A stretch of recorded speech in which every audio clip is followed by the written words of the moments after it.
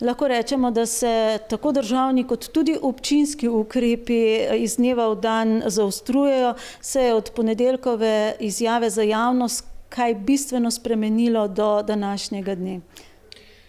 Ja, pravzaprav tako, kot ste sami rekli, smo vsak dan po eni strani deležni strani države novih idej, kako zadeve na lokalni ravni izpeljati. Po drugi strani moram vseeno reči, čeprav zdaj ni čas za to, da smo praktično v celoti odvisni sami od sebe.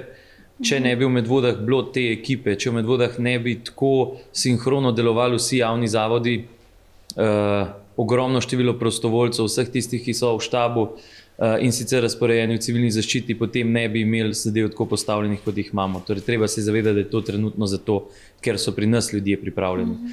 Kaj je drugače od ponedeljka? Vsak dan je drugačen, vsak dan je nekaj novega. Ali kaj od tistega, kar smo rekli v ponedeljek, ne drži več? En del ne drži, nekaj pa je novih. Torej, v ponedeljek smo še menili, da nam bo uspelo ohraniti odprto knjižnico Medvode.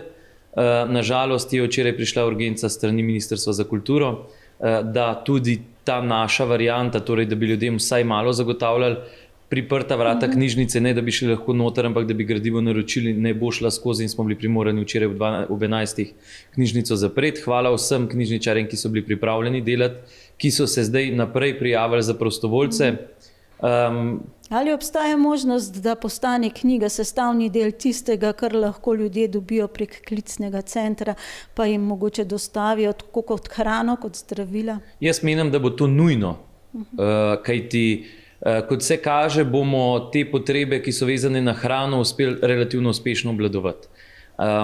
Sam ocenjujem, da se bo v resnici, zato ker kot skupnost nismo več navajeni biti v izolaciji, biti sami, prej ali slej pojavili več potreb po psihosocialni pomoči. Vemo, da je knjiga lahko tista točka vdiha, kamor projiciraš za nekaj časa tisto tesnobo, se razvedriš in tako da jaz mislim, da to bomo zagotovo vnaprej morali še narediti, bo pa potrebno uskladiti, da bo skladno z vsemi zahtevami, ki so.